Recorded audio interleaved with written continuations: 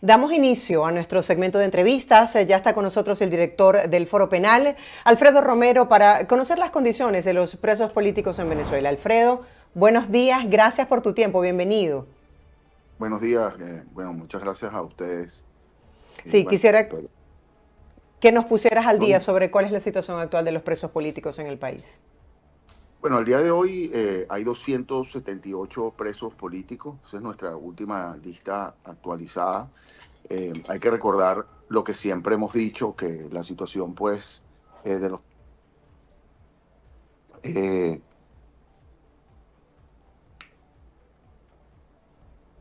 Sí, estamos reconectando esta comunicación en vivo con justamente el director del Foro Penal, Alfredo Romero, quien nos está suministrando datos actualizados sobre la situación de los presos políticos y el número de presos en Venezuela. 278 es la cifra actualizada. Recordemos que ellos han venido señalando, por ejemplo, problemas con el retraso procesal. También los familiares han salido a las calles en protesta por esta situación.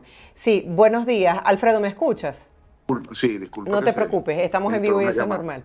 Adelante. Bueno, decía que hay 278 presos políticos y hay siempre que recordar que este número se mantiene básicamente casi igual todas las semanas, porque no por el hecho de que sean los mismos, sino porque se repite lo que siempre hemos denominado el efecto puerta giratoria, ¿no? O sea, entran algunos, salen otros. Por ejemplo, han sido escarceladas algunas personas, pero siguen encarceladas nuevas personas. Hay que recordar que este año se han encarcelado ya más de 20, casi 30 personas más, desde relacionadas sobre todo con, con estas movilizaciones de alguna forma, o con María Corina Machado, ¿no? Personas relacionadas con ella o que han estado participando de alguna u otra forma en estas movilizaciones en donde ella estaba.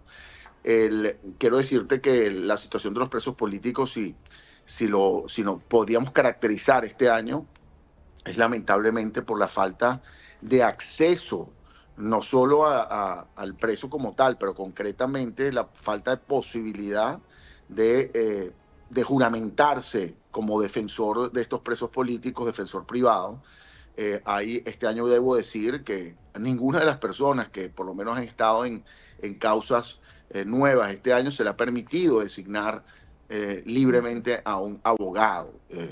Están casos, por ejemplo, lo sabemos, casos muy conocidos que el Foro Penal no lleva, pero por ejemplo el caso de Rocío San Miguel, y por referirme a él, ya que es un caso bastante conocido, una defensora de derechos humanos, y su ex esposo Alejandro González. A estas personas, por ejemplo, por lo menos hasta la última información que tenemos, tampoco se le ha permitido designar a abogados privados, abogados de su confianza. Y eso ha ocurrido con muchas de las causas también que el Foro Penal lleva, ¿no? De hecho, se están violando cuando no se les permite asignar un abogado, como el caso de Rocío San Miguel. Bueno, la base esencial digamos, del Estado de Derecho, de los derechos humanos incluso, que es el derecho a la defensa, ¿no? Derecho a la defensa debido proceso. O sea, no existe razones por las cuales que justifiquen, digamos, legalmente el por qué no se permite la representación de una persona. Ahora, ¿cómo ocurre? Esto no ocurre diciéndote que no se permite la representación, sino simplemente no se le da acceso a la persona en el momento, al abogado en el momento que son llevados a tribunales a estos individuos, o simplemente las personas no se trasladan desde el centro de reclusión a el tribunal y no se pueden juramentar, por decirte. Hay un Igder Marín Chaparro, un militar preso en el actual Rodeo 1, que es una nueva instalación que se encuentra, digo nueva porque se remodeló lo que era anteriormente el conocido Rodeo 1, y ahorita es solo para personas presas por motivos políticos, básicamente. Él tiene una nueva causa, lo imputan por una nueva situación distinta, ya encontrándose por mucho tiempo en la cárcel. Está en el DGCIM y al día de hoy, a pesar de que tengo la designación de Igder Marín Chaparro firmada por él, pues el tribunal no se ha juramentado, porque no se trasladan desde desde ese centro de reclusión, que por cierto, ese es otro tema. En ese centro de reclusión pareciera, o por lo menos hasta ahora nos han dicho que no hay traslados de ningún tipo y no ha habido de ninguna forma la posibilidad de que esas personas sean llevadas a un tribunal, ¿no? Alfredo, ustedes que desde el Foro Penal le hacen seguimiento a todos estos casos, ¿se han incrementado las detenciones de venezolanos en el país este año, tomando en cuenta que es un año electoral? Bueno, sí, no digamos que se han incrementado en comparación con otros años necesariamente, pero en este momento, pues precisamente las personas que han sido detenidas han sido relacionadas con este momento electoral, sí, ciertamente. Y lamentablemente debo decir que cuando se acerca más el momento electoral, nosotros lamentablemente esperamos que la represión de alguna manera aumente, ¿no? Sin embargo, sí hay una relación directa entre protestas, por ejemplo, y detenciones, si hablamos en términos comparativos, y este año no ha habido protestas como tal, sino lo que ha habido pues es estas campañas, digamos, por la presidencia, donde se han dirigido concretamente a detenciones de personas relacionadas con la, bueno, con la oposición que está en este caso dirigiendo María Corina Machado, ¿no? Recuérdate que solo en el y eso las personas que han detenido, ¿no? Henry Alviares, por ejemplo, que está detenido, que trabaja con María Corina Machado, Dinora Hernández también, pero por ejemplo hay personas que se encuentran también y que las incorporamos dentro del número de presos políticos porque están básicamente presas, porque no se le permite la salida de allí, que son personas que están en la Embajada Argentina, 6 otras personas que colaboraban con María Corina Machado. Esas personas están en la Embajada Argentina, allí resguardadas, digámoslo allí, pero no se les da el salvoconducto para salir fuera del país, por ejemplo. Entonces, por eso esas personas también las incorporamos dentro de los presos políticos este año. Y así otras personas que han estado participando en movilizaciones, etcétera, que de alguna forma han sido detenidas. ¿Cuántos civiles y militares están detenidos en este momento? No sé si se maneja esa cifra. Sí, bueno, ahorita no lo tengo aquí a la mano, pero está ahí si ustedes quieren pueden fijarse en el cuadro que tenemos del Foro Penal, tanto en la red X como en Instagram, también en lo mío, donde se ve claramente la diferencia. Solo te quiero decir que hay más militares que civiles detenidos, ¿no? Son de los 279, deben ser más o menos aproximadamente 140 y tantos, 150 y tantos militares, pero lo pueden ver ahí en ese cuadro que está bien especificado. Sí, hemos visto algunas protestas pacíficas para exponer algunos problemas, como el caso del retraso procesal, hacinamiento y pocas condiciones cuando los presos presentan alguna situación de salud. Quisiera que ustedes, que han estado allí dando asesoramiento a la familia y que han tenido este contacto con ellos, nos pusieran en el tapete cuál es la realidad de los presos en el país. Bueno, siempre los presos políticos tienen en grandes cantidades, vamos a sacar por cierto un reporte reciente en ese sentido, problemas de salud, ¿no? La atención en las cárceles no es la mejor atención. Hay personas y además de problemas de salud, por ejemplo, pérdida de peso, por decirte, vuelvo al caso de Igbermarín Chaparro y personas que están en Rodeo 1, concretamente Igbermarín Chaparro ha perdido, según él mismo lo ha dicho, y su familia, 10 kilogramos, ¿no? Estando en Rodeo 1. Eso obviamente implica vamos a ponerlo así, poco alimento, poca nutrición, ¿no? Por un lado, hay personas como Javier Tarazona, que tienen problemas importantes de salud, problemas de tensión, etcétera, y otros tipos de problemas que han presentado, y él mismo ha señalado que de alguna manera la atención médica no es la más adecuada, ¿no? Y así hay diferentes casos de personas que habría que por cierto, los invito a leer este reporte que vamos a sacar en poco sobre la situación de cada uno, así como lo hemos hecho en otras ocasiones. Hay situaciones, cada centro de reclusión tiene problemas, digámoslo así, específicos. Ahí la situación quizás que más se ha referido recientemente es la de esta cárcel que decía yo, Rodeo 1. En esta cárcel Rodeo 1 donde hemos contabilizado hasta hace poco 48 personas que han sido trasladadas allí, pero no tenemos tampoco un conocimiento, vamos a llamarlo oficial, de quiénes son todas las personas que han sido trasladadas allí, pero allí se presenta una situación pues de, digamos, bastante curiosa, que nosotros no solo han denunciado los familiares, sino también abogados. La entrada al lugar es bastante, digámoslo, vamos a llamarlo curiosa, complicada, hasta tenebrosa, podría decir yo, porque te colocan una capucha, una máscara básicamente para que no puedas ver y te van dirigiendo hasta el lugar donde te recibe el preso que tú vas a visitar. Y por otro lado, por ejemplo, no hay ningún tipo de privacidad para hablar con esta persona que está detenida.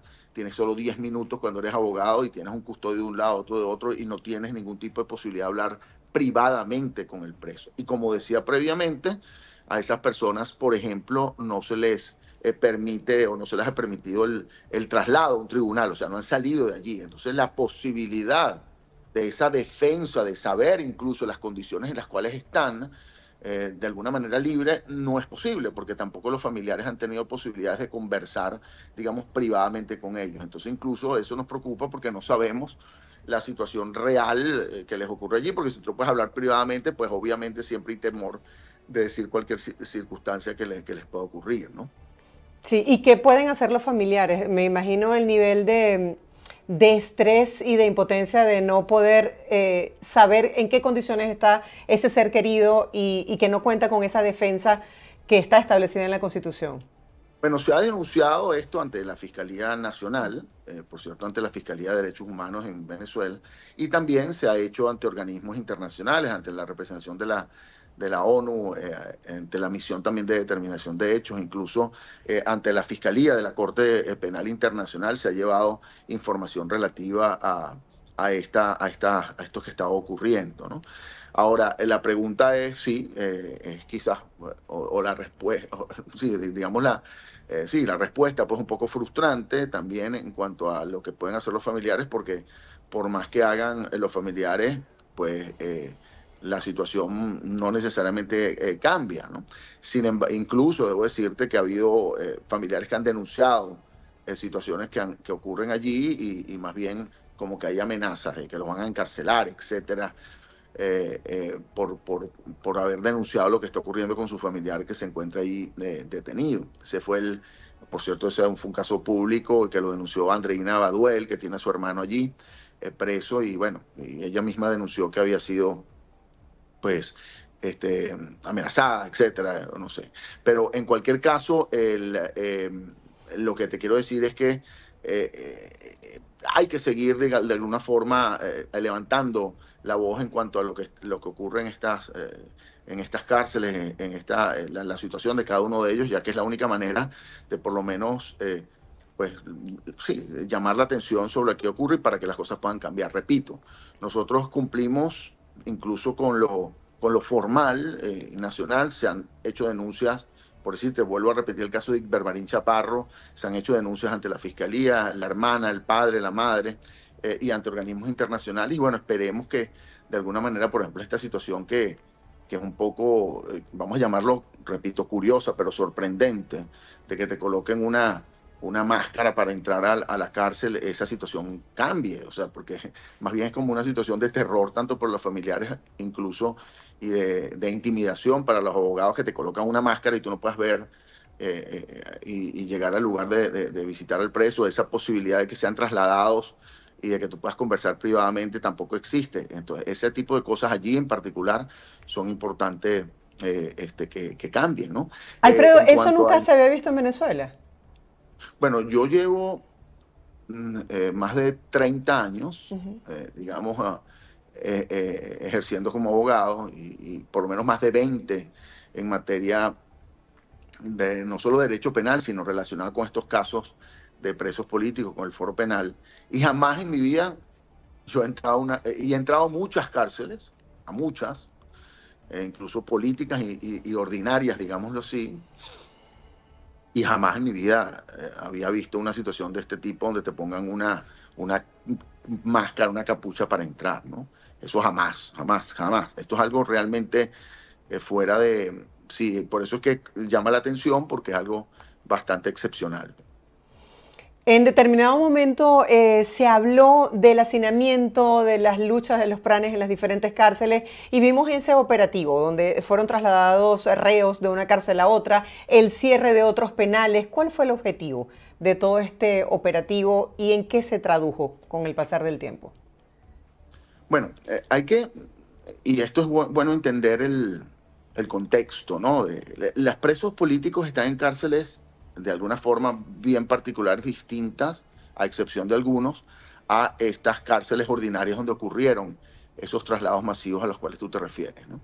Esto ocurrieron en cárceles que, según la información pues, pública, obviamente habían irregularidades constantes y el dominio de alguna forma de, como tú bien lo llamas, pranes o como se ha llamado pranes, que son estos líderes de las cárceles que de alguna manera tienen el control total. Cuando esto ocurrió, hablando de las cárceles ordinarias, repito, nosotros como Foro Penal representamos concretamente personas víctimas de la represión, personas perseguidas políticamente y no se encuentran dentro de estas cárceles a las cuales te estás refiriendo. El hecho es que lo que sí te puedo decir por conocimiento de la situación global, sin que sea la especialidad concreta del tema carcelario, siempre han ocurrido esos traslados en varias ocasiones porque no sé, luego de que hay esas movilizaciones en cárceles para eliminar ese control de las mismas por parte de presos, termina pues en otras cárceles volviendo a ocurrir lo mismo. Y acaban con una cárcel, por ejemplo, y en otra cárcel vuelve a suceder lo mismo. Entonces terminan cerrando otra cárcel y vuelve a suceder otra vez lo mismo en otra, ¿no? Pero básicamente ese es el objetivo, según, debo decirlo, según la información que se tiene, es un poco eliminar la posibilidad de control de ellas que tenían o que tienen o que tenían esa oportunidad estos pranes en esas cárceles específicas. Gracias por ese dato que nos permite entender un poco el contexto macro, ¿no? El contexto general de la situación carcelaria en el país, donde hay tantas personas que nos escriben haciendo justamente esas preguntas. ¿Cuál ha sido la respuesta de las autoridades y qué va a pasar con ellos? Quisiera que habláramos un poco acerca de cuál ha sido la posición, ampliar un poco más para las personas que se van sumando a la transmisión de BPI TV, de las autoridades con respecto a estos casos sonados de los presos políticos en el país que han tenido una repercusión incluso internacional, porque como bien señalas, en otros países, organizaciones que defienden los derechos humanos también han expuesto parte de lo que ocurre en Venezuela. Dices, perdón, me preguntas cuál es la Los reacción de la presos, autoridad. ¿cuál ha sido la posición de las autoridades ante estos Ah, casos que han resonado incluso a nivel internacional, los casos específicos de los presos políticos en Venezuela? bueno, quiero decirte que y eso quizás es una observación que hay que hacer, ¿no? Lamentablemente hay poca, vamos a llamarlo, eh, respuesta de autoridades en cuanto a denuncias que se han hecho en relación con presos políticos. Como te decía previamente, nosotros actuamos, digamos, de la manera formal, siguiendo incluso la ley en ese sentido, denunciando ante autoridades nacionales y la respuesta en relación con las situaciones planteadas, vamos a decirte así para no decir en 100%, pero en la gran mayoría de los casos es ninguna. Es decir, no hay respuesta concreta sobre las denuncias que se realizan o las respuestas terminan siendo muy tardías, ¿no? Eso nos hace, y lo hemos enunciado, que básicamente el sistema, vamos a llamarlo legal, judicial, incluso global del país, más bien está enfocado en utilizar a ese sistema como arma de persecución política, cuando cada vez, y debo decir, siempre hay una situación nueva que empeora lo que anteriormente se denunciaba.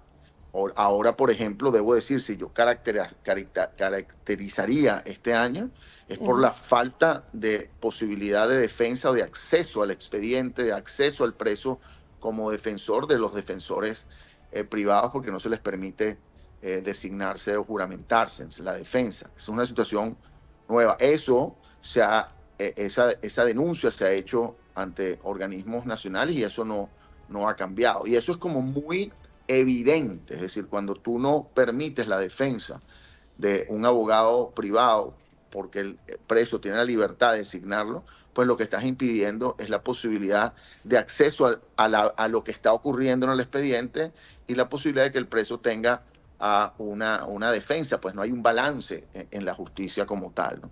Entonces, pero también, y no por el hecho que vayamos internacionalmente a hacer denuncias por ir o porque queremos, a veces se dice no, porque bueno, ¿para qué tienes que ir internacionalmente si tienes que ir a lo nacional? Bueno, a lo internacional se va porque Venezuela ha suscrito tratados, digamos, internacionales, en los cuales parte donde la justicia también de alguna manera se acompaña con la posibilidad de hacerse, digamos, de llevarse a cabo procesos o respuestas por parte de organismos internacionales, como es el caso de la Corte Penal Internacional, la investigación que se lleva a cabo ante la Fiscalía de la Corte Penal Internacional, que es simplemente porque Venezuela es parte de esa institución a través del Estatuto de Roma, o cuando se va, por decirte, a la Organización de Naciones Unidas, a las unidades que llevan materia de derechos humanos de las Naciones Unidas, es porque Venezuela pues es parte de las Naciones Unidas, y así sucesivamente, ¿no?